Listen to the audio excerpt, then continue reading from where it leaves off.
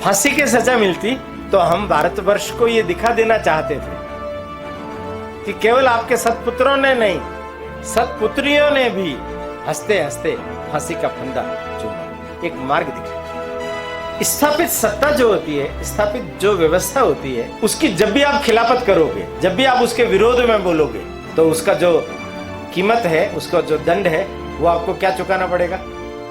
वो आपको मृत्यु पथगामी बना देगा। आमी हासी हासी चोडबे फांसी, एक बार विदाई दो माँ आमी घुरे हंसी। हे माँ, तुम मुझे एक बार विदाई दे दो, मैं फिर आऊंगा तुम्हारे लिए, मेरा काम अभी पूरा नहीं हुआ है। आत्मवत सर्वभूतेषु, ये भारतवर्षी बोलता है। वयम अमृतस्य पुत्राहा, ये भारतवर्षी बोलता है। पिता को प्रेरणा दे रहे हैं कि धर्म के काज के लिए आप अपना बलिदान दीजिए। एक को आरे से चीरा, एक को खोलते हुए तेल में उबाला, एक को रुई से लपेट के जला दिया। उफ तक नहीं की इन लोगों ने। एक 2x2 का आसन लगा करके मैं बैठ करके भगवान राम का नाम ले सकूं, ऐसा स्थान नहीं है। निश्चर हीन करो मही, भुजो उठाए प्रण की।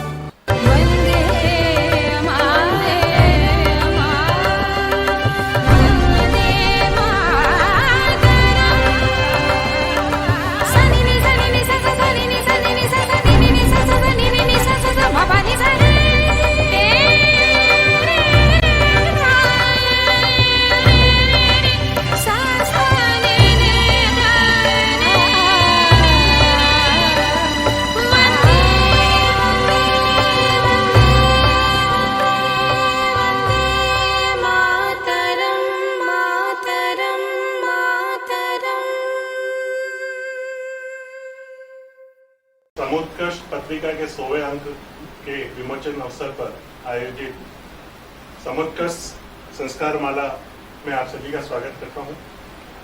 आज के हमारे मुख्य मार्गदर्शक प्रेरणा पाथे आदरणीय ओम जी भाई साहब मध्य में विराजमान हैं।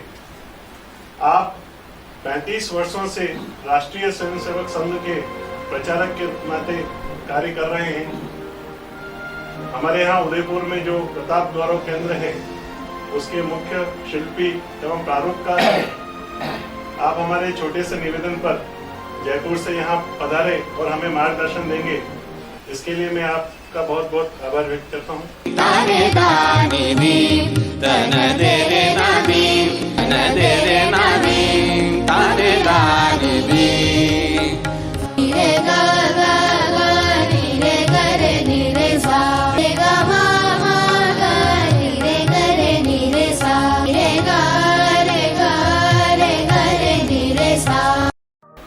समुत्कर्ष समिति के सम्मानित अधिकारी वर्ग, समुपस्थित कार्यकर्ता बंधु भगिनीगण,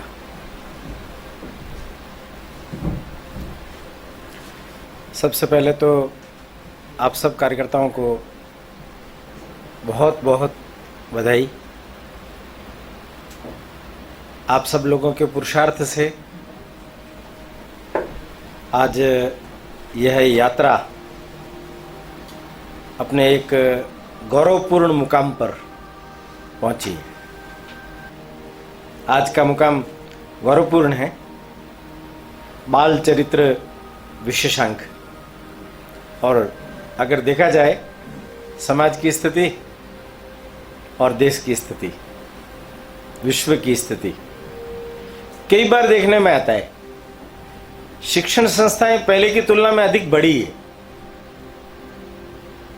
पर ये जितने नेगेटिव मार्किंग वाले गुण हैं वो सब भी बढ़ते ही जा रहे, कम नहीं हो रहे।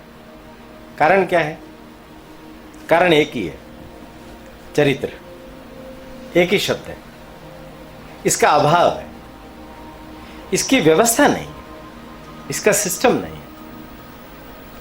एक प्रकार से बाल चरित्र विशेषांक निकाल करके हमने इस मुद्दे को जागृत किया है कि कैरेक्टर जो है उसके संस्कारों के लिए हम क्या प्रयास कर सकते हैं। एक संस्था चलती है, आप लोगों ने उसका नाम सुना होगा, आर्ट ऑफ लिविंग। वैसे लिविंग जो है आजीविका उपार्जन को बोलते हैं, पर यह आर्ट ऑफ लाइफ है, जीवन जीने की कला, ये आनी चाहिए और ये सिखानी चाहिए। खासतौर पर घर परिवार के वातावरण से ही ये संभव हो पाती है। हम अपने घर में, परिवार में किस प्रकार का वातावरण दे पाते हैं, उसको अगर अपन ध्यान में रखेंगे, उसके बारे में हम विचार करेंगे, तो वो ही धीरे धीरे फैलता जाएगा। जैसे पत्रिका फैल रही है, हर जगह जा रही है, ऐसे ही विचार भी जाएगा, वो विचार व्यवहार में भी आएगा। आजीविका अभी केंद्र बिंदु बना हुआ है, लाइफ नहीं है। संभव है, हर एक व्यक्ति जहां बैठता है, जहां करता है काम, वहां पर भी इन सब चीजों को वो कर सकता है। एक छोटे से उदाहरण से बात शुरू करता हूं। गणित की एक अध्यापक अपने क्लासरूम में एक प्रयोग करती है। वो कहती है बच्चों को कि अपने को छोड़ करके शेष रजिस्टर के पेज पर, एक बड़ा पेज देती है, वो सबको नाम लिखने हैं सबके, और बीच में गैप रखना है, सम अंतराल। सबने लिख दी ना। अब उन्होंने कहा कि हर एक के बारे में आपको वो बात लिखनी है जो आपको अच्छी लगती है। इसमें क्या अच्छा है, इसमें क्या अच्छा है, इसमें क्या अच्छा है। लोगों ने लिख दिया, बच्चा ने, उसने वापस कलेक्ट कर लिया। अब उस टीचर ने घर जाकर के थोड़ी मेहनत की, हर एक बच्चे के नाम पर एक सीट बनाई, और उसमें अलग अलग जो बच्चे थे उन्होंने क्या क्या लिखा वो उसके नीचे लिख दिया। इसने आपके बारे में ये लिखा, इसने आपके बारे में ये लिखा, इसने आपके बारे में, और सब पॉजिटिव। जब वो पेज और वो कागज उनको वापस दिया गया और उन्होंने, बच्चों ने पढ़ा, अधिकांश रोए। हम इनके बारे में ऐसा ही नहीं सोचते थे, ये तो हमारे बारे में अच्छा सोचते।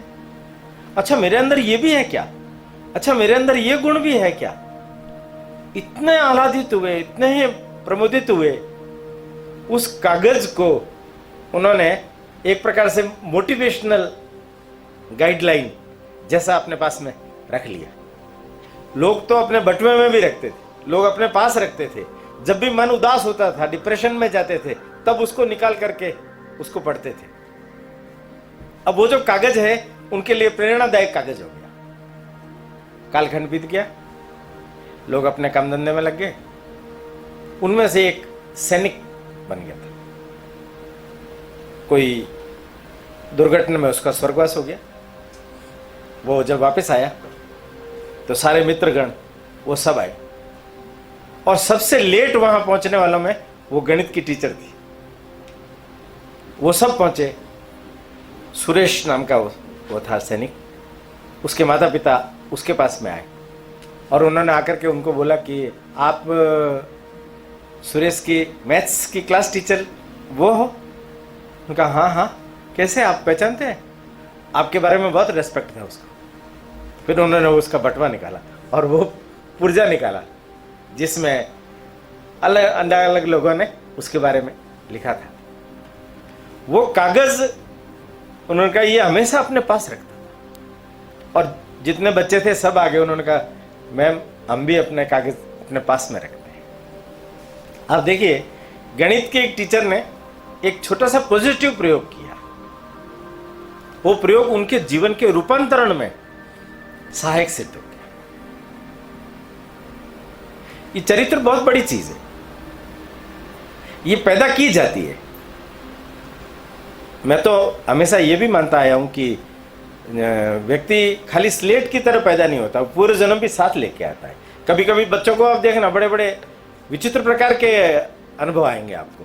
वो किसने सिखाए भाई? बिल्ड इन बिल्ड वो पूरे जन्म के लेकर के ही आते। थोड़ा इस विषय पर ढंग से सोचना पड़ेगा। अपने यहां कोई कमी नहीं है, भारतवर्ष तो इस विद्या का एक प्रकार से जननी जैसा ही है। संस्कारों का रोपण घर से, स्कूल में, मंदिर में, अपने सामने प्रेरक व्यक्तियों के महाजनों येन गतः संपन्नता, लोगों को देख करके उनके अंदर ये सब चीजें दिखाई देती है। थोड़ा हम योजनाबद्ध तरीके से इस विषय पर प्रयास करेंगे तो ये एक बहुत बड़ा मिशन भी हो सकता है। जैसे गायत्री परिवार चरित्र निर्माण योजना, पुस्तकें भी छापते हैं, हम लोगों ने भी कहा पुस्तकें छापेंगे, घर घर में एक छोटी सी लाइब्रेरी रखेंगे, बच्चे पढ़ेंगे, अंक को पढ़ते हैं, सुनते हैं, कहानी सुनाओ, उसके माध्यम से बच्चों के अंदर वो प्रेरणा दो, जल्दी उसके ऊपर प्रभाव पड़ता है। अवचेतन मन के ऊपर प्रभाव ज्यादा पड़ता है। इसका मतलब छोटी उम्र में थोड़ा ज्यादा प्रयास किया जाएगा तो होगा, बड़ी उम्र में भी प्रयास किया जाए तो हो सकता है। कई बार होता है हम लोग ये ऐसी एक धारणा बना लेते हैं कि रिजिड हो जाए, बदल नहीं सकता आदमी, कहते भी है ना जिनके स्वभाव पड़ गए वो पड़ गए। ऐसा नहीं, जीवन के अंतिम समय तक भी अगर कोई विशेष रूप से प्रयास करे तो उसके अंदर परिवर्तन लाया जा सकता है। मैं इस अवसर पर एक छोटा सा विषय कि 5 बिंदु ऐसे हैं कि जिनके ऊपर थोड़ा सा विशेष ध्यान दिया जाए, उनको समझा जाए तो ये जो चरित्र निर्माण है वो हमारे लिए पंचामृत बन सकता है। 5 अमृत है। पहला मां से जुड़ा हुआ है, प्रजनन। दूसरा पूर्व में ही वो लेकर के आया है, प्रारब्ध। तीसरा एकाएक उसके संस्कारों ने जोर मारा है, इसलिए वो प्रेरणा कारक व्यवहार करता है, प्रेरणा। और चौथा, उसके मन में यह संकल्प जग जाता है इस परिस्थिति को मैं बदलूंगा, पुनरुद्धार। और मिशन बन जाता है, जीवन वृत्ति कार्यकर्ता के रूप में बन जाता है, प्रतिज्ञा। प्रजनन, प्रारब्ध, प्रेरणा, पुनरुद्धार, प्रतिज्ञा। ज्यादा लंबा नहीं करूंगा विषय, बहुत छोटे छोटे 2-2, 3-3 उदाहरण से आप इस चीज को समझिए। हमारे यहां माएँ प्रथम गुरु कही गई है, और मां जैसा सोचती है, जैसा विचार करती है, जैसा व्यवहार करती है, बच्चा वैसा बनता चला जाता है। आप देख लीजिए, जो गर्भावस्था काल है उस समय में आप लोगों का चिंतन उस बच्चे के ऊपर कितना व्यापक प्रभाव डालता है। अभिमन्यु का उदाहरण हमने सुना है। ये अभी अभी की बात बताता हूं मैं आपको। चित्रकूट में नानाजी देशमुख ने कोई एक बहुत अच्छा प्रकल्प चलाया समाजोद्धार का। वहां एक 9 दंपतियों को रखा गया और उनका गर्भाधान कब करना है, उसका पीरियड्स में कैसे ध्यान रखना है, तो रामचरितमानस सुनाया गया उनको।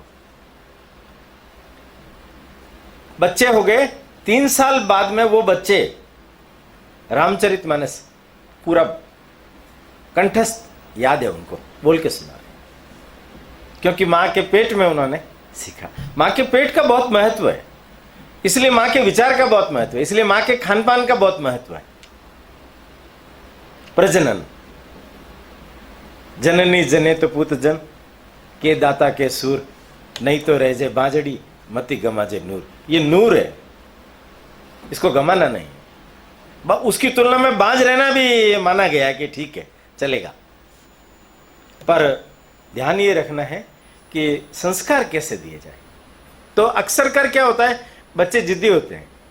अपन कहते हैं कि बच्चे जिद्दी होते हैं, जिद्दी नहीं होते, एक धुन चलती है उनकी जो वो हठधर्मिता है, उसके कारण से हमारे मन के ऊपर थोड़ा हम कोई काम में लगे हैं, इधर है वो है, डांट देते हैं, डपट देते हैं, तो हम अक्सर कर कहते हैं बोल्ड करते हैं। मोल्ड नहीं करते, मोल्ड कीजिए, बोल्ड मत कीजिए। कैसे करेंगे? विवेकानंद जी की मां ने विवेकानंद जी को मोल्ड किया। कोचवान को देख करके, अपने घर के साइज को देख करके उनके मन में भी एक भाव जगा बड़ा होकर के मैं क्या बनूंगा? कोचवान। माँ ने क्या कहा? माँ को जब पता चला बड़ा होकर क्या बनेगा, तू क्या बोल रहा था? कोचवान। हाँ, कोचवान बनना तू। कैसा? उनके घर पर लगा हुआ था कृष्ण अर्जुन का चित्र। ये जो कोचवान है ना कृष्ण, इनके जैसा बनना तू, मोल्ड। मां ने बहुत प्रोत्साहन दिया।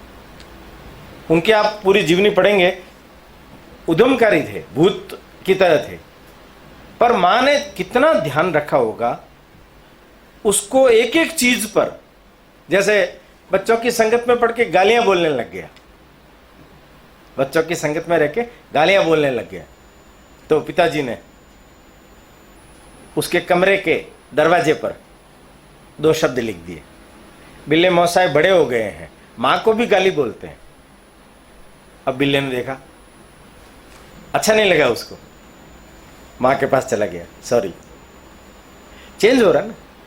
आप डांटते डपटते तो वो अकड़ जाता, हो सकता है उसी पर ही रिजिड होता, बोल्ड होने की संभावना ज्यादा होती है। मोल्ड करना है ना उसको। कितनी मायों को देख लीजिए आप, मां हमेशा ध्यान रखती है, मां हमेशा ध्यान रखती है।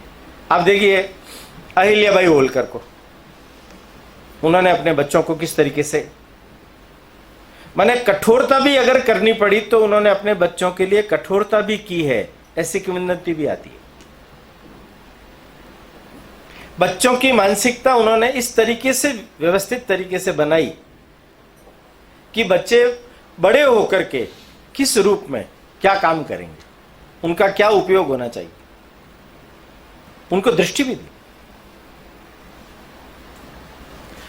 संघ में दूसरे सरसंघचालक हुए गुरुजी, उनकी जो मां थी लक्ष्मीताई, 9 बच्चे थे, 8 तो स्वर्गवासी हो चुके, 1 बच्चा बचा हुआ है।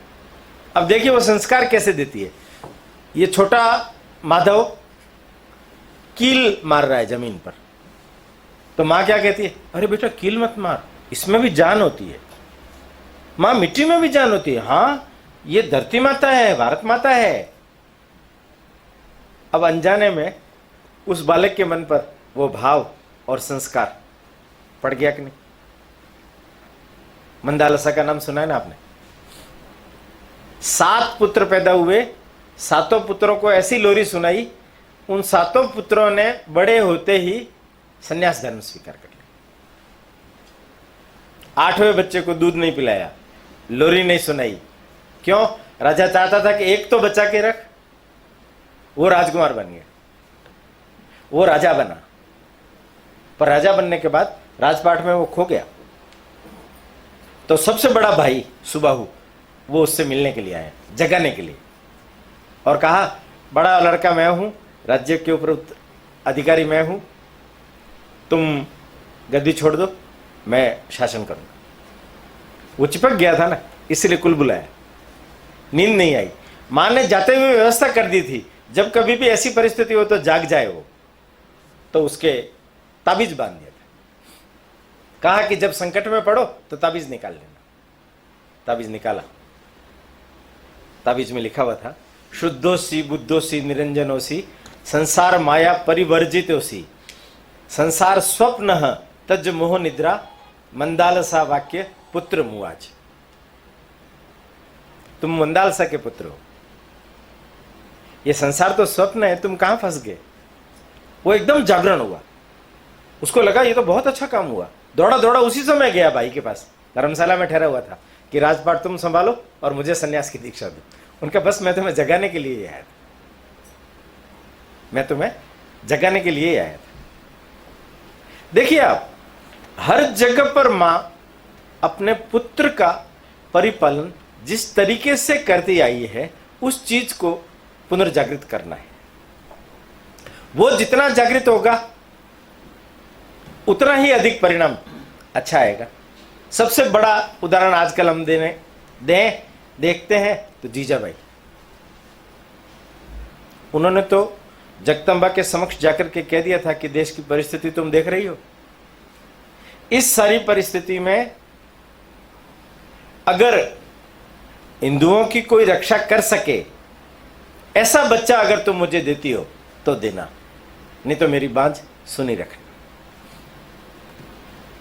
और 2 लड़के हुए उनके। बड़ा लड़का पिता के पास, उसका भी नाम संभाजी, शिवाजी के पुत्र का भी नाम संभाजी था, उन्हीं के नाम पर ही उन्होंने संभाजी नाम रखा था। और शिवाजी का निर्माण कैसा किया हम सब जानते हैं, इसलिए इसमें ज़्यादा उदाहरण देने की जरूरत नहीं, परंतु इसमें एक बड़ी अच्छी बात मैं आपको याद दिलाऊं कि जीजामाऊ बड़ी अवस्था में जब चले गए, तब शिवाजी ने एक दिन उनको पूछा, माँ मेरी हर गलतियों पर तो तू बड़ा जबरदस्त तकाजा लेती थी, मारती भी थी, पीटती भी थी, समझाती भी थी, कठोरता भी करती थी, पर ये जो शंभू राजे हैं इन पर तू इतनी कठोरता नहीं करती। उन्होंने बड़ा अच्छा उत्तर दिया। उन्होंने कहा कि ये बिन मां का बच्चा है, इसकी मां का स्वर्गवास हो गया था, अगर मैं इस पर कठोरता करूंगी तो लोग क्या समझेंगे, ये दादी बिन मां के बच्चे के ऊपर कठोरता कर रही है, इसलिए मैं इस पर प्रेम लुटाती हूं।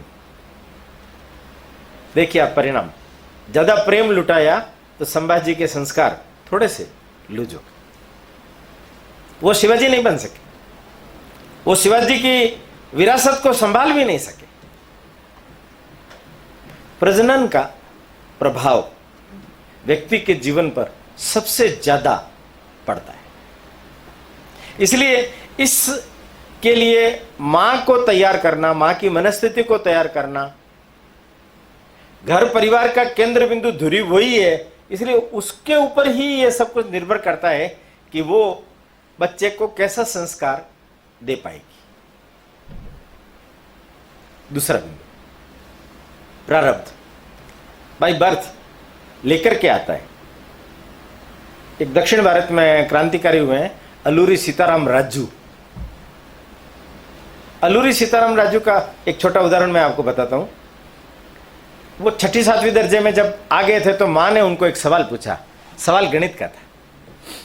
सवाल क्या था कि बेटा एक व्यापारी है दवाइयों का, उसने कोई एक दवा 50 रुपए में खरीदी और 200 रुपए में उसको बेची, तो उसको कितना फायदा हुआ? सवाल गणित का है, बच्चे को मां पूछ रही है तो बच्चे का भी दिमाग उसी जगह पर केंद्रित होना चाहिए ना। बच्चा उल्टा सवाल करता है। बच्चा क्या सवाल करता है, मां वो जो दवाई है वो किस काम आती है? अब ये कोई उसका नहीं था, पर मां ने बोला कि ये जो दवाई है ये जीवन रक्षक है, आदमी की जान बचाने के काम आती है। जीवन रक्षक है, तब तो फिर उस व्यापारी को कोड़े मारने चाहिए। उनका ये क्या उत्तर हुआ कि जो इतनी चोरी करता है, जीवन रक्षक दवाइयों पर इतना मुनाफा कमाता है, उसको तो मारना चाहिए ना। अब ये किसने सिखाया? ये किसने सिखाया? मीराबाई, अपने सभागार का नाम भी मीरा सभागार है। 3 साल की उम्र में उनके घर पर साधु आया, अपनी मूर्ति निकाल करके पूजा करने लगा और मीराबाई उस मूर्ति को टुकुर टुकुर देख रही है।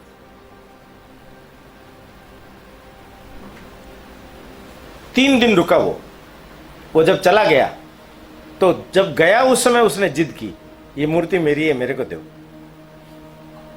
अपने दादा के पास गई, ये मूर्ति मेरी है, मेरे को दो।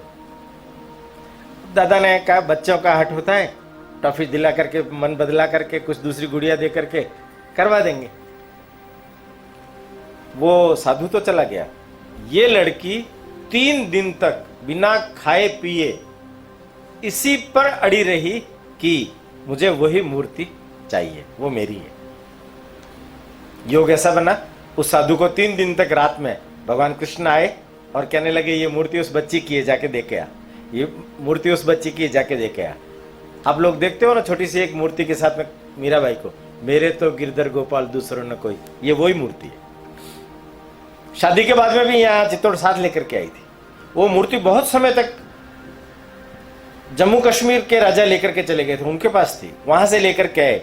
अभी कहते हैं शायद सिटी पैलेस में है वो मूर्ति।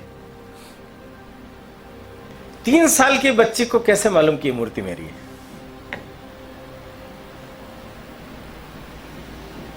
और उस मूर्ति के साथ जुड़ाव देखिए कैसा है। आप पूरा जीवन देख लीजिए। मेरे तो गिरधर गोपाल, दूसरों ने कोई। पूरा जीवन देख लीजिए। अपने यहां देखिए ना, नाथद्वारा में वही महात्मा भूरीबाई, बचपन में ही विचार वही थे, कृष्ण भक्ति ही थी। शादी नहीं करूंगी, पर अपने यहां कहां बस चलता है। 13 साल की छोटी सी उम्र में नाथद्वारा के एक बड़े अधेड़ व्यक्ति से उनकी शादी करवा दी। वो व्यक्ति जो समझदार थे, उन्होंने इनको देखा और देख करके परखा कि इनकी गति गृहस्थी में नहीं है। पर तो भी वो बहुत सेवा भावी थी। पति बीमार हो गए, सेवा की, चल बसे। जाते समय उन्होंने उसको क्या बोला, महात्मा भूरीबाई जिनको नाम जानते हैं, कि आप ऐसा करना, बाद में साधु बन जाना। मतलब उन्होंने उनको देखा, परखा, इसलिए कहा कि साधु बन जाना। और इतनी प्रचंड साधना की उन्होंने। देश भर के बड़े अच्छे जाने माने सिद्धस्थ लोग उनके दर्शनार्थ नाथद्वारा आते थे। सत्संग पर जोर था, मौन पर जोर था, रात को साधना पर जोर था। उनका प्रसिद्ध उक्ति हम लोगों ने सुनी है ना, चुप साधन चुप साध्य है, चुप माही चुप समाय, चुप समझारी समझ है, समझा चुप वे जाए। ये उनका प्रसिद्ध वचन है।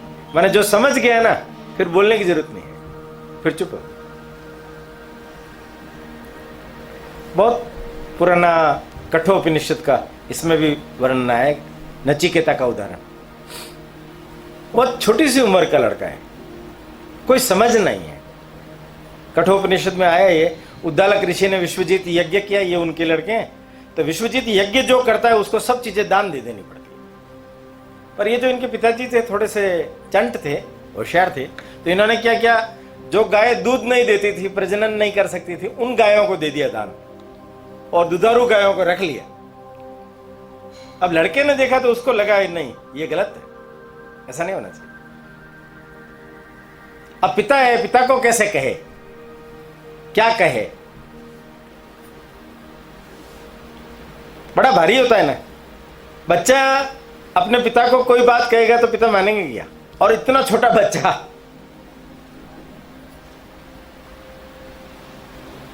उन्होंने पिताजी से पूछा कि हे पिताजी, आप मुझे किसे दान में दे रहे हैं? तस् कस्मै मां दास्यसीति, आप मुझे किसे दान में दे रहे हैं? पिताजी ने सोचा बच्चा है, पर बच्चा तो हट कर बैठा। 1 बार 2 बार 3 बार पिताजी को गुस्सा है। देखिए आप, एक बड़ी अच्छी बात ये हमेशा जिंदगी पर याद रखने की है। स्थापित सत्ता जो होती है, स्थापित जो व्यवस्था होती है, उसकी जब भी आप खिलाफत करोगे, जब भी आप उसके विरोध में बोलोगे, तो उसका जो कीमत है, उसका जो दंड है, वो आपको क्या चुकाना पड़ेगा? वो आपको मृत्यु पथगामी बना देगी। और उनके पिता ने भी यही किया। तत्कस्मै मां दास्यसीति, तो पिता ने बोला मृत्वे वा ददामिति, जा मैं तुझे मृत्यु को दान देता हूं। धन्यवाद, मैं चलता हूं। कहां जा रहे हो? मृत्यु के पास, यमराज के पास। आपने कहा ना कि मैंने उनको दान दे दिया है, तब तो मैं उनके पास जाऊंगा। पिता ने बहुत समझाया किया, पर नहीं माने। वो पहुंच गए। यमराज भी पता नहीं कहीं छुट्टी पर गए हुए थे, जो 3 दिन वहां बैठे रहना पड़ा उनको। 3 दिन बाद आए तो यमराज ने बहुत गिल्टी फील की और उन्होंने क्षमा याचना की कि 3 दिन तुम भूखे प्यासे मेरे द्वार पर बैठे रहे, 3 वर मांग लो तो मेरे पिता का क्रोध शांत हो जाए। एक दूसरा, ये जो जीवन के अंदर अग्नि है, उस अग्नि का रहस्य क्या है? वो भी आंखें फाड़ फाड़ के देखने लगे, छोटा सा बच्चा ऐसे ऐसे क्या सवाल पूछ रहा है तू? फिर उसने बताया, तो नचिकेत अग्नि के नाम से उस अग्नि का आज भी जिक्र किया जाता है। किंतु तीसरा सवाल बड़ा घातक था, जन्म और मृत्यु का रहस्य क्या है? मृत्यु के बाद आत्मा कहां जाती है? उन्होंने कहा क्या करेगा तू, हाथी घोड़े धन ऐश्वर्य सब प्रकार की चीजें लेकर के चले जाना, सब दे रहा हूं मैं तुम्हें जीवन भर, अक्षय अक्षय कभी खत्म ना होने वाला सुख ये तू प्राप्त करना, ऐसा उन्होंने बोला। तो वो नहीं माना, वो अड़ा रहा। उन्होंने कहा कि ये मृत्यु का मामला है, मृत्यु के बारे में तुम पूछोगे तो बहुत मुश्किल हो जाएगी तुम्हारे। उन्होंने कहा मृत्यु के सामने तो खड़ा हूं, इससे ज्यादा क्या मुश्किल होगी, मृत्यु के द्वार पर ही आ गया हूं मैं, उससे अधिक क्या मुश्किल होगी। अंत में उसको समझाया, वो वापस आया, मृत्यु के सामने मृत्यु का साक्षात्कार करके लौट करके आने वाला नचिकेता। ये प्रारब्ध था। माने बच्चे का जन्म उस प्रकार के वातावरण में हुआ है कि उसका प्रभाव कितना उसके मन के ऊपर। ये कूका आंदोलन जब हुआ था तो कूका में एक राम सिंह कूका के एक शिष्य थे, 12 साल का लड़का, बिशन सिंह इसमें आया है नाम। उसने जब कुकाओं को मिस्टर काविन करके एक अंग्रेज ऑफिसर था, उसने तोप के आगे बांध करके उनको मार रहे थे, उन 50 लोगों को मार चुके थे। वो छोटा बच्चा था, उसको उसकी पत्नी को देख करके दया आ गई, तो उसको कहा कि तुम्हारे गुरु के मुर्दाबाद का नारा लगा दे तो फिर तुम्हें छोड़ देंगे। जैसे ही उसने बोला वो लपक करके गया, उसकी दाढ़ी थी काविन की, पकड़ ली उसने, बहुत छुड़ाने का प्रयास किया, नहीं छोड़ा। कहते हैं कि उसके हाथ काट दिए गए, तो कटे हुए हाथों ने भी दाढ़ी नहीं छोड़ी और उसका बलिदान हो गया। किसने सिखाया? वातावरण, घर परिवार का संस्कार, खून का संस्कार, पूर्व जन्म का संस्कार, प्रारब्ध। इसलिए बोला मैंने, प्रारब्ध का प्रभाव होता है, बहुत विलक्षणता होती है। परंतु ध्यान से सुनिए मेरी बात, ये विलक्षणता धीरे धीरे जैसे जैसे बड़ा बड़ा होता जाता है व्यक्ति, तो संसार का, समाज का प्रभाव जैसे जैसे उसके ऊपर होता जाता है, अन्न का प्रभाव उसके ऊपर होता जाता है, वैसे वैसे वो कम होता जाता है। फिर वो उसके प्रभाव क्षेत्र में आ जाता है। रहता है अग्नि, अंदर रहती है छुपी हुई सी, दबी हुई सी।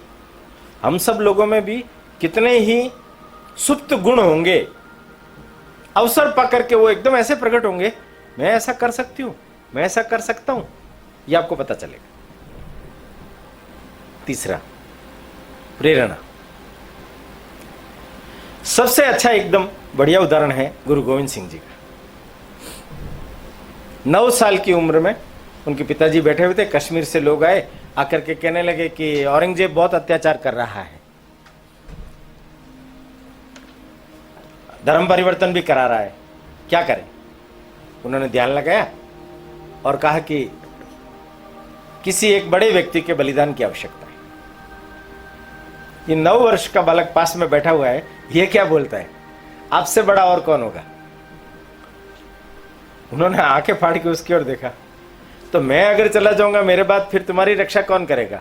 तो उसने जवाब दिया कि 9 महीना मां के पेट में था, उसमें रक्षा किसने की थी, वही काल पुरुष अब रक्षा करेगा। देखिए आप, प्रेरणा, पिता को प्रेरणा दे रहे हैं कि धर्म के काज के लिए आप अपना बलिदान दीजिए। कथा आपने सुनी है, गुरुद्वारा शीशगंज दिल्ली में, वहीं इनका सिर काट दिया गया था। इनके साथ 3 शिष्य गए थे, मतीदास, सतीदास, दयालदास। एक को आरे से चीरा, एक को खोलते हुए तेल में उबाला, एक को रुई से लपेट के जला दिया गया। उफ तक नहीं की इन लोगों ने। धर्म के काज के लिए इन लोगों ने अपने जीवन को समर्पित कर दिया। प्रेरणा कितनी बड़ी प्रेरणा है। पर जब मन में जगता है ना व्यक्ति के, तो फिर व्यक्ति सोचता है कि मुझे कुछ करना चाहिए, मेरा जीवन किस रास्ते पर जाना चाहिए। खुदीराम बोस, प्रफुल्ल चाकी, ये मुजफ्फरपुर के किंग्स फोर्ड को गोली मारने के लिए गए थे। उस दुर्दैव से 2 बेचारी महिलाएं मारी गई, पर ये पकड़े गए 18 साल की उम्र में। 18 साल की उम्र। आज भी बंगाली में ये गीत प्रसिद्ध है, आमी हासी हासी चोडबे फांसी, एक बार विदाई दो माँ आमी घूरे आसी। हे माँ, तुम मुझे एक बार विदाई दे दो, मैं फिर आऊंगा तुम्हारे लिए, मेरा काम अभी पूरा नहीं हुआ है। कैसे लोग? महर्षि अरविंद घोष का नाम सुना है? पांडिचेरी में उनका बहुत बड़ा आश्रम था। इनके पिताजी क्या चाहते थे? इनके पिताजी चाहते थे कि ये जो व्यक्ति है फुल अंग्रेज हो जाए, पूरा अंग्रेज हो जाए। इसलिए उन्होंने 3-4 साल की उम्र में अपना एक अंग्रेज मित्र था, उसके वहां लंदन भेज दिया। ये वहीं रह करके पढ़ा किया, तैयार हुआ। ICS की उस समय के एग्जाम थे, इसने उत्तीर्ण कर लिए। अंतिम प्रैक्टिकली में घुड़सवारी का था, पर घुड़सवारी में ये गिर जाए। परीक्षा लेने वाले जो लोग थे इनके पिता के मित्र थे, और जिनके यहाँ ये रहता था उनके भी मित्र थे। तो उन्होंने सोचा कि लड़का तो बहुत अच्छा है, इसने IAS परीक्षा भी उत्तीर्ण कर ली है, अब प्रैक्टिकल में रह जाएगा तो ये नौकरी नहीं कर पाएगा, एक चांस और देना चाहिए। तो दूसरा चांस दिया उसको, फिर गिर गया। तो फिर कहा 5 दिन बाद तीसरा चांस। और 5 दिन बाद डाइनिंग टेबल पर बड़ा भाई बैठा है, खुद बैठे हैं। तो बड़े भाई ने कहा, देख ये अपने पिता के मित्र हैं, बार बार चांस नहीं मिलता, ये अंतिम चांस है, आज ध्यान रखना, ठीक से घुड़सवारी करना। उसने कहा आज भी मैं गिरूंगा। क्यों? तो इतने समय पहले कि वो मैं गिर ही रहा था। क्यों? मैं ICS अधिकारी नहीं बनना चाहता, अंग्रेजों की गुलामी नहीं करना चाहता, मैं भारत माता की सेवा करना चाहता हूं। अब देखिए बाप क्या बनाना चाहता था और पुत्र क्या बन गया। बड़ौदा के महाराजा आए थे, वो लेकर के गए। पूरी कहानी तो लंबी है, पर उन्होंने भारत में बड़ौदा के महाराजा के यहां आने के बाद ही हिंदी, बंगला, संस्कृत ये सब सीखी है, योग। उससे पहले कुछ भी नहीं जानते थे वो। सीखा जा सकता है, चेंज हुआ जा सकता है।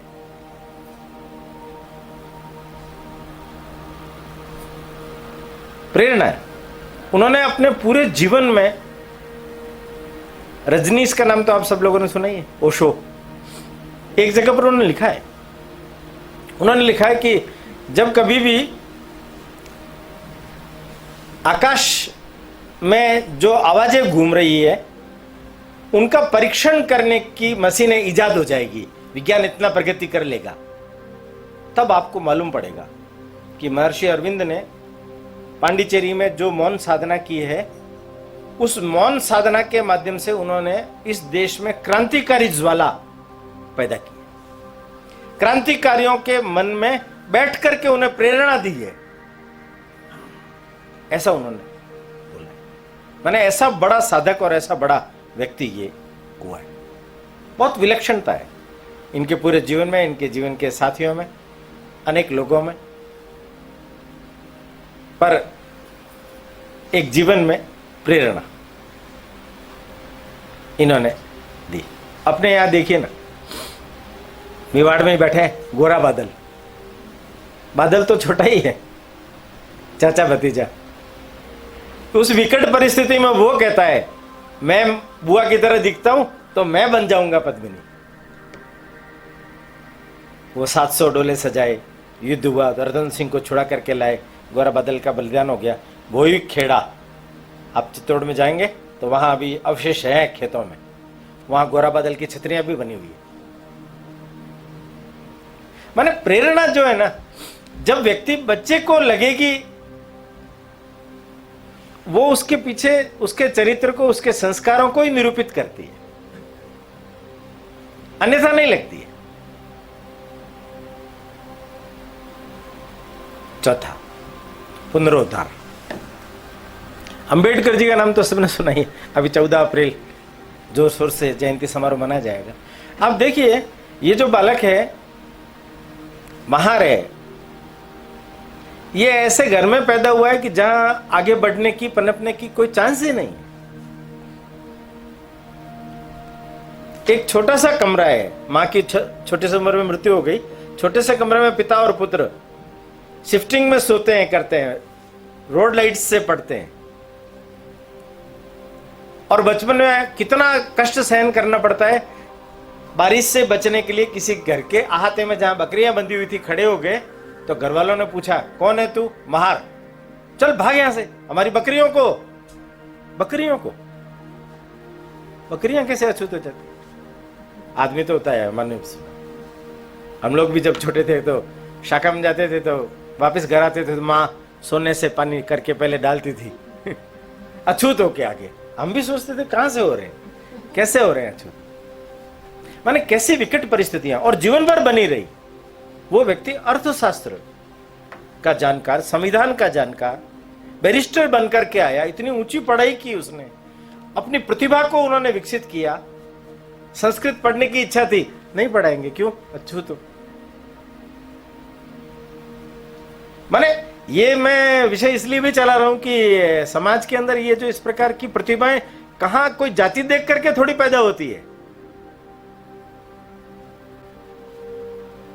संपूर्ण समाज मनुष्य समाज।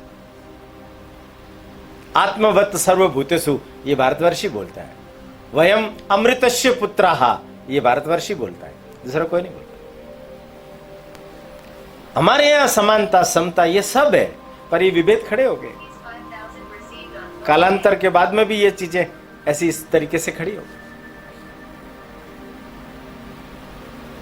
अंबेडकर एक बहुत बड़ा ये नाम है।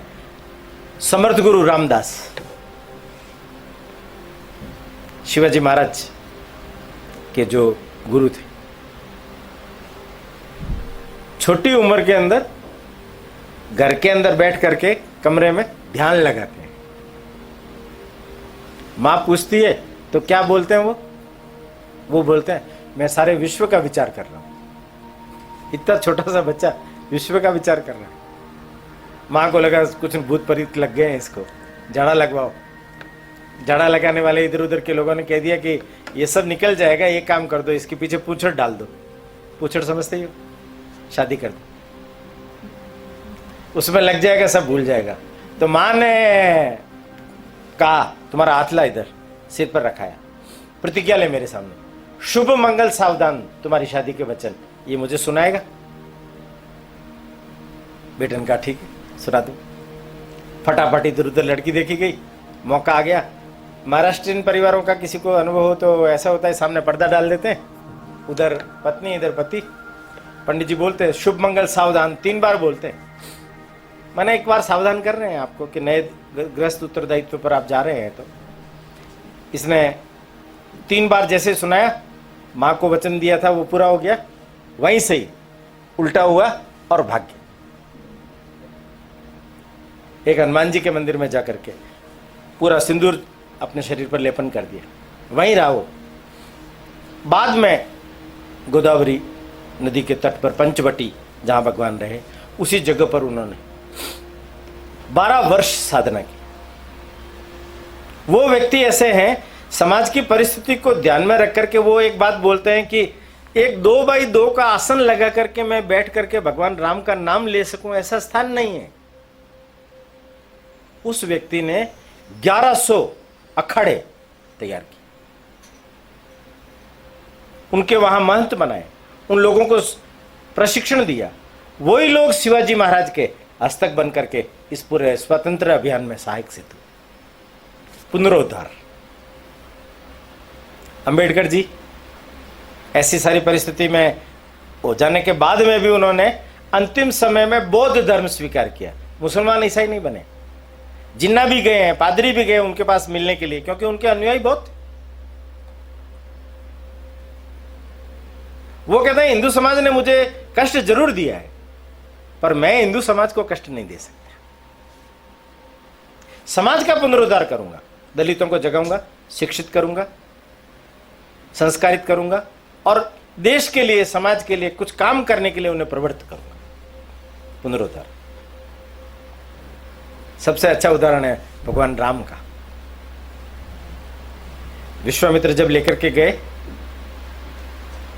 तब उन्होंने सारे वो आश्रम देखे, हड्डियों के ढेर देखे। तो फिर उनको पूछा कि ये किसने किया? उनका असुर है वो सब, रावण के हस्तक है सब, मारीच है, ताड़का है, तो कोई प्रतिकार नहीं करता क्या? कौन करे?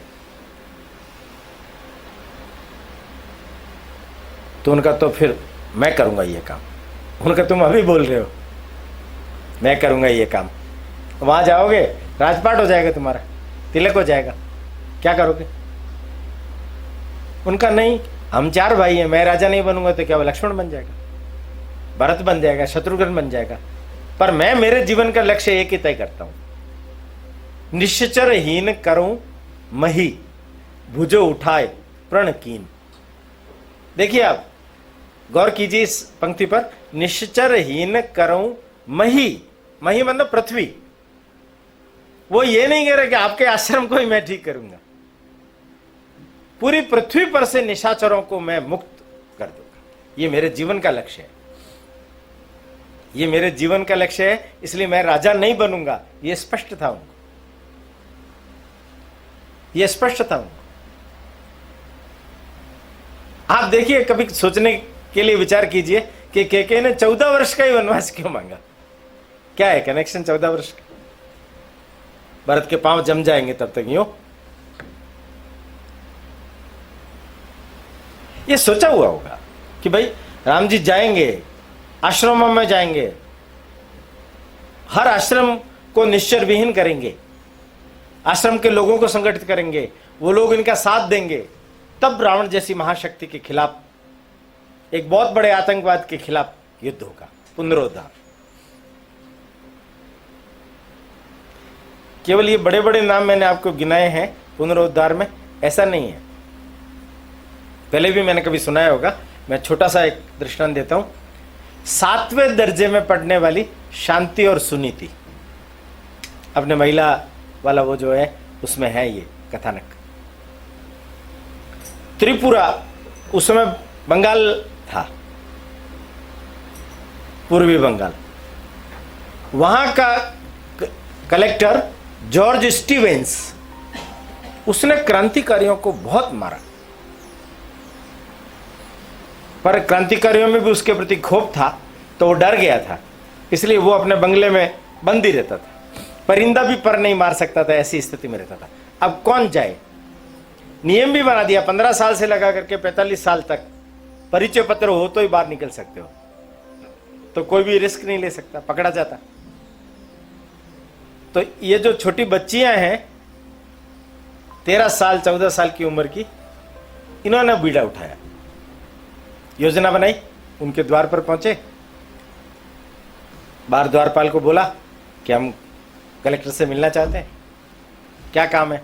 कि एक 13 की प्रतियोगिता हो रही है, उसके लिए एप्लीकेशन लेके आए, अनुमति चाहिए। अंदर गया वो, उसको भेज दो, बच्चियां हैं छोटी, बाहर बिठा दिया। तो वो आकर के कहने लगा कि तुम पुलिस सुप्रिटेंडेंट के पास चले जाओ, वो तुम्हारे को साइन कर देगा, उनका फिर मुझे वहां से वापस भेजेंगे वो लोग, तो आप उनको फॉरवर्ड कर दो। उसने कहा हाँ ठीक है, पेन लाओ। पेन लेकर के वो फॉरवर्ड करने के लिए चिट्ठी पर जैसे झुका, खड़ा हुआ, दोनों ने अपनी पिस्तौलें निकाली, 5-5 गोलियां दाग दी। वो जॉर्ज स्टीवेंस वहीं ध्वस्त हो, खत्म उसका खेल। मुकदमा चला, अंग्रेजों के जज, अंग्रेजों के न्यायालय, अंग्रेजों के वकील, निर्णय भी वही होना है। निर्णय हुआ सेल्यूलर जेल, काले पानी की सजा। उस समय 25 साल की मिलती थी,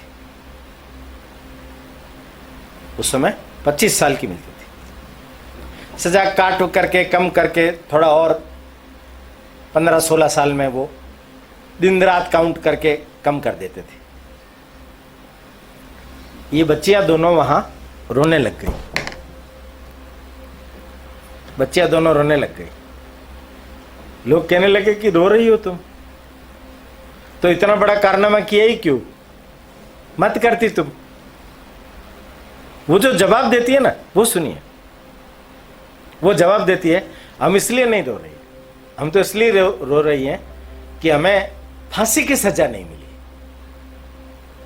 काले पानी की सजा मिली। फांसी की सजा मिलती तो हम भारतवर्ष को ये दिखा देना चाहते थे कि केवल आपके सतपुत्रों ने नहीं, सतपुत्रियों ने भी हंसते हंसते फांसी का फंदा चूमा, एक मार्ग दिखाया। देखिए आप मैसेज, क्रांतिकारियों में महिलाओं की भी जरूरत है, केवल क्रांतिकारी की जरूरत नहीं है। उन महिलाओं को जब सेल्यूलर जेल्स में भेजा गया और वापस जब लौट करके आई तब बड़ी हो गई थी, वो कनपट्टियां सफेद हो गई थी। अपनी जवानी के सपने सब उलझ दिए थे उन्होंने मातृभूमि की उस सेवा में। पुनरुद्धार, भारत माता को गुलामी की बेड़ियों से मुक्त करेंगे हम। और अंतिम ये जो बिंदु है, प्रतिज्ञा। प्रतिज्ञा जो है वो व्यक्ति तब करता है कि जब उसको लगता है कि मुझे मेरे जीवन में कुछ करना है, और प्रतिज्ञा उसको संबल देती है। प्रतिज्ञा जीवन वृत्ति बनाती है। प्रतिज्ञा उस सारी पूरी परिस्थिति को बदल देने का मादा देती है, क्षमता देती है, हौसला देती है। संकल्पबद्ध होकर के व्यक्ति काम करता है। हम भी संकल्पबद्ध होकर काम कर रहे हैं, इसलिए प्रतिज्ञा। क्रांतिकारियों का ही बात चल रही है तो भगत सिंह को देखिए। छोटा सा भगत सिंह अपने घर के पिछवाड़े में बंदूक बो रहा है। उसके दादा वगैरह देख रहे हैं, पूछ रहे हैं ये क्या कर रहे हो? बंदूक बो रहा हूं। क्यों? पेड़ लगेंगे बंदूक के, बहुत सारी बंदूकें हो जाएगी तो अंग्रेजों को बाहर निकाल देंगे। कल्पना देखिए, जलियांवाला बाग कांड वही था। ये भगत सिंह स्कूल से भाग करके वहां गया, खून से सनी हुई मिट्टी को लेकर के आया, शीशी में भरी। इसकी बहन बताती है कि शाम को खाना भी नहीं खाया इसने, मिट्टी को अपने पूजा गृह में रख करके हाथ जोड़ करके उसने उसी समय संकल्प लिया, मैं शादी नहीं करूंगा, मैं क्रांतिकारियों के साथ मिलकर के इस देश को मुक्त करूं।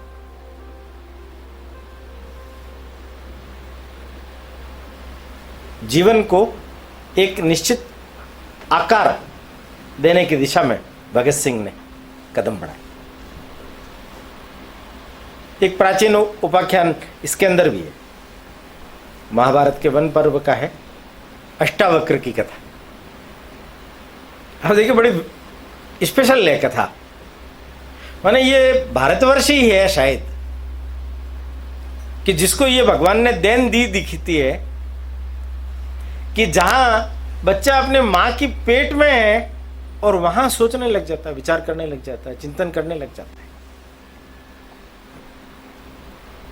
कहोड़ मुनि इसके पिताजी का नाम है, अष्टावक्र के, और मां का नाम है सुजाता। पिताजी पढ़ा रहे हैं, पिताजी रात भर पढ़ते हैं फिर दिन में पढ़ाते हैं। मां गेहूं साफ कर रही है पास में बैठी, पिताजी शिष्यों के पढ़ा रहे हैं। उन सब शिष्यों के सामने पिताजी सही नहीं पढ़ा रहे, गलत पढ़ा रहे। तो पिताजी को एक आवाज सुनाई देती है, नेदम पितः सम्यक गिवोप वर्तते। हे पिता, आप गलत पढ़ा रहे। वो भी इधर उधर देखते हैं, कौन मेरे को गलत पढ़ाने के लिए बोल रहे हैं।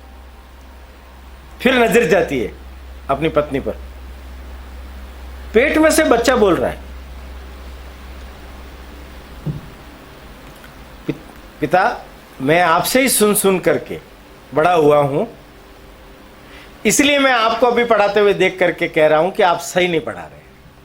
तो पिता को गर्व होना चाहिए ना। कठिन होता है, नहीं हुआ, गुस्सा आ गया, मेरे शिष्यों के सामने मेरा अपमान कर दिया, श्राप दे दिया। तस्माद वक्रो भविता षष्ठ, 8 जगहों से टेढ़े मेढ़े होकर के तुम पैदा हो, क्योंकि तुम अभी से टेढ़ी मेढ़ी बातें कर रहे हो, बाहर आने के बाद तो पता नहीं क्या करोगे। वो बच्चा 8 जगह से टेढ़ा मेढ़ा होकर के पैदा हो गया। केवल पैदा हुआ ऐसा नहीं है, 12 साल की उम्र में जब समझ आने लगी तो पूछा पिता कहाँ है, तो बताया जनक के दरबार में एक बंदी नामक व्यक्ति है, शास्त्रार्थ कर रहा था, उससे हार गए तो पानी में डुबो दिए गए। तो ये गया वहां, प्रवेश ही नहीं करने दिया गया। जनक तक समाचार पहुंचा ऐसा बालक आया है, तो जनक खुद आए, वार्तालाप किया। जनक ने लगा कि ये तर्क, तथ्य, विश्लेषण, टीका सब में होशियार है, इसको मौका दिया जाए। जब सभा में पहुंचे तो सभा हंसने लग गई। तो ये कहने लगी कि आपकी सभा में कोई विद्वान है कि सब चरमान्वेषी है, चमड़ी देख करके विचार करने वाले लोग हैं कि कोई विद्वान लोग भी है, किससे शास्त्रार्थ करना है? और वो बंदी कहाँ है?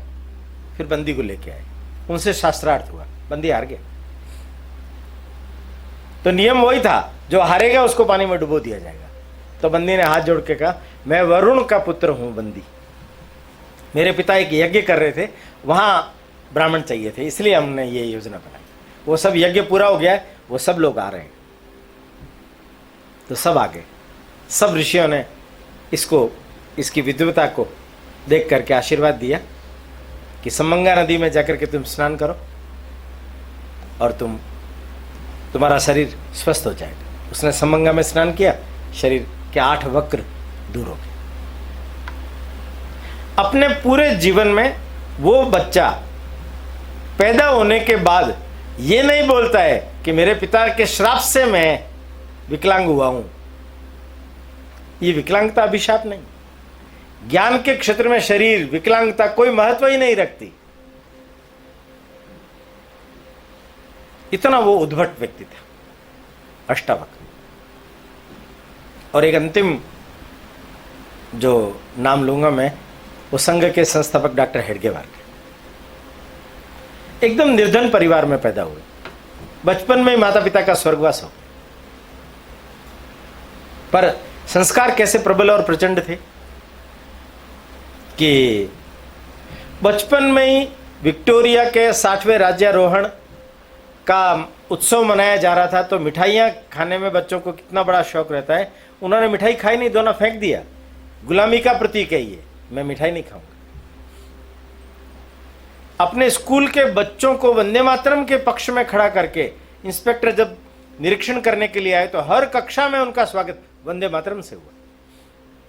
बाद में मालूम पड़ा कि ये सब बच्चों का ही काम है, तो निकाल दिया गया स्कूल से। क्षमा मांगेगा उसको वापस ले लेंगे। पर इसने कहा, मातृभूमि का नाम लेना ये अपराध कहाँ है, मैं किस बात की क्षमा मांगू। सीताबर्डी का किला जो शिवाजी महाराज के भौसलों के कालखंड से ही उनके पास में था, उस पर यूनियन जैक, अंग्रेजों का झंडा। तो छोटे बच्चों के साथ मिलकर के उसने सुरंग बना करके वहां जाकर के यूनियन जैक उतार करके हमारा भगवा झंडा लगा देंगे, ऐसी योजना भी बनाई। और ये बालक कितना प्रखर था, कितना देशभक्त था। क्रांतिकारी गतिविधियों में हिस्सा लेना चाहिए मुझे, इसलिए कलकत्ता डॉक्टरी की पढ़ाई करने के लिए गया। बचपन की सारी विलक्षणता उसकी बड़ी उम्र में आने के बाद में भी सब दिखती है कि उन्होंने राष्ट्रीय स्वयंसेवक संघ जैसा एक बहुत बड़ा संगठन इस देश को दिया, जिसने कहा नहीं कि हिंदुओं का संगठन करना चाहिए, बल्कि किया। आप देखिए, अभी का उदाहरण देख लीजिए। जो राम मंदिर बाबरी मस्जिद के रूप में जाना जाता था, उसको कार सेवकों ने अपने पुरुषार्थ से तोड़ दिया। और अभी जो राम मंदिर के पुनर्निर्माण का जो धन संग्रह हुआ है, आप देखिए 3700 करोड़। राजस्थान अग्रणी है, 550 करोड़। और देश भर में देने वाले लोग भी राजस्थानी ही ज्यादा है। माने एक संगठनात्मक स्ट्रक्चर इस तरीके का विकसित कर दिया कि हम देश की सब समस्याओं का निराकरण करेंगे, सुलझाएंगे, इस राष्ट्र को परम वैभव पर, पुनर्निर्माण के रास्ते पर लेके जाएंगे। और देखिए, उन्होंने उस समय में एक छोटी सी शाखा जब शुरू की, तो शाखा के माध्यम से जो हलचल शुरू हुई, तो जो गण चलता था उसका नाम दिया कुश पथक।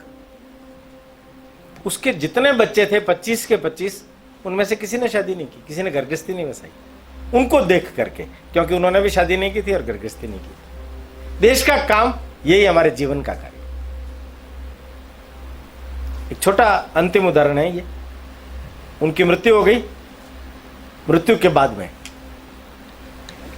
छोटे छोटे बच्चे इकट्ठे हो गए और बच्चे जाकर के एक किसी के घर पर ऊपर श्रद्धांजलि सभा करने लगे। डॉक्टर जी का एक छोटा सा चित्र लगा दिया। अब श्रद्धांजलि कैसे दे रहे, किसी को कुछ बोलना ही नहीं आता, रो रहे हैं सब। एक छोटा सा बच्चा जो मुख्य शिक्षक कहलाता था वो खड़ा हुआ और उसने अपने आंसू पहुंचे और पहुंच करके धीरे से बोला, हमें डॉक्टर जी ने रोना नहीं सिखाया है, हम सबको डॉक्टर हेडगेवार बनना है, उनके अधूरे कार्य को पूरा करना है। हम सब आज श्रद्धांजलि में ये शपथ लेते हैं कि उनके इस अधूरे कार्य को हम पूरा करेंगे। देखिए आप, मिशनरी स्पिरिट, जीवन वृत्ति। अपने जीवन में जब कोई भी सत संकल्प लेता है, प्रतिज्ञा करता है, तो भगवान भी सहायता देते हैं, उसको पूर्ण करते हैं। परिस्थितियां विकट आ सकती है, उतार चढ़ाव आ सकते हैं, सुख दुख आ सकते हैं, विकट से विकट परिस्थिति भी आ सकती है, पर अंततोगत्वा विजय श्री आपका ही वर्ण करेगी। मैंने पंचामृत बाल चरित्र निर्माण के संदर्भ में आपके सामने रखा। प्रजनन, प्रारब्ध, प्रेरणा, पुनरुद्धार और प्रतिज्ञा, इस पंचामृत का हम अवगाहन करें, ग्रहण करें और इसके माध्यम से अपना ये जो मिशन है, इस मिशन को आगे बढ़ाने के लिए हम सब लोग आगे बढ़ें। इतनी बात कह करके मैं अपनी बात पूरी करता हूँ। धन्यवाद।